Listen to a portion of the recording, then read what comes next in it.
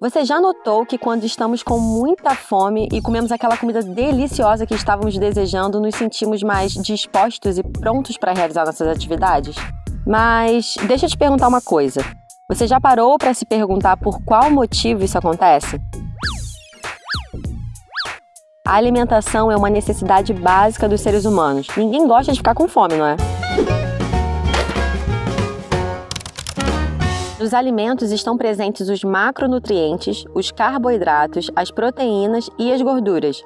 Mas também há os micronutrientes, que são os minerais e as vitaminas. Embora estejam presentes em quantidades diferentes, o nosso corpo precisa de tudo isso para sobreviver. Só que tem um porém, nós não podemos utilizar esses componentes na forma que eles estão nos alimentos. É aí que entra em ação o sistema digestório, que transforma cada parte do alimento naquilo que o nosso corpo precisa. A digestão dos alimentos se inicia pela boca. Quando mordemos uma batata, vamos mastigando até transformá-la em pedaços menores e aí sim podermos engolir com facilidade. Só que nesse processo também acontece uma coisa bem interessante. À medida que mastigamos o alimento, começamos a liberar saliva e nela estão presentes algumas enzimas que vão fragmentar ainda mais os nutrientes. Lembre-se, a função do sistema digestório é fazer os nutrientes chegarem às células. Só que isso não acontece diretamente. Eles precisam se tornar o mais simples possível e é nessa hora que entram em ação as enzimas digestivas. Por exemplo, o amido, um carboidrato presente no arroz, na batata e no feijão, será quebrado em moléculas menores pela ação da enzima amilase. Percebeu a relação? O nosso corpo produz uma série de enzimas que atuam em moléculas específicas dos alimentos. As amilases digerem o amido, as proteases digerem as proteínas e as lipases digerem os lipídios. A digestão dos alimentos ocorre basicamente em dois tipos de transformações. O primeiro processo é mecânico, quando os alimentos são triturados pelos dentes e depois pelos músculos no estômago. O outro processo é químico, pela liberação de substâncias que vão digerir os nutrientes. Bem, até agora nós já tivemos uma noção do que acontece com o alimento na boca, mas e depois? Qual o caminho que a comida percorre?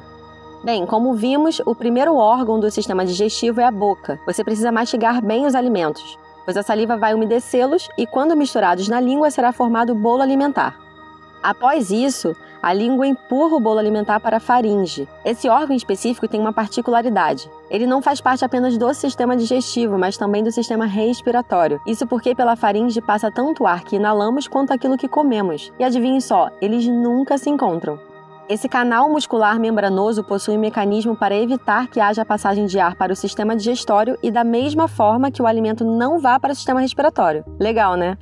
O bolo alimentar passa pela faringe através dos movimentos peristálticos, que são as contrações involuntárias que o levam até o esôfago.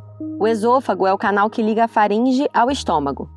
Os movimentos peristálticos continuam fazendo com que o órgão produza contrações que movimentam o bolo alimentar. No estômago, o bolo alimentar vai encontrar o suco gástrico, uma solução rica em ácido clorídrico, sais e enzimas. Cada enzima atua em um nutriente diferente. Por exemplo, a pepsina quebra moléculas de proteína e a lipase fragmenta as gorduras. Pela ação do suco gástrico, o bolo alimentar se transforma em quimo, uma massa espumosa e acidificada, que aos poucos passa para o intestino delgado. Esse processo não é tão simples quanto parece, porque a digestão gástrica pode durar até 4 horas dependendo do que comemos. Lá no intestino delgado, o quimo vai misturar-se com 3 líquidos.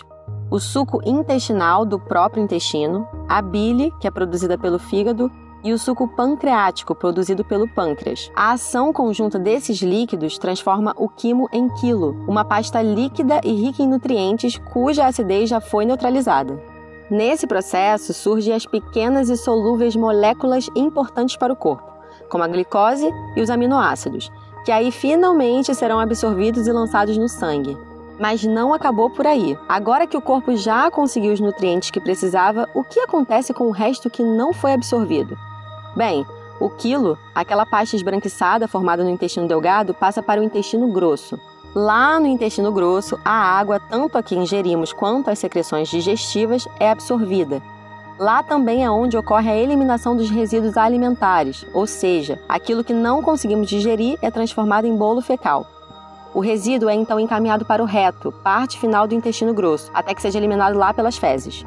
É um longo caminho percorrido, não é mesmo? Agora, vamos fazer um resumo bem rapidinho para garantir que você aprendeu tudo. Vamos lá do início?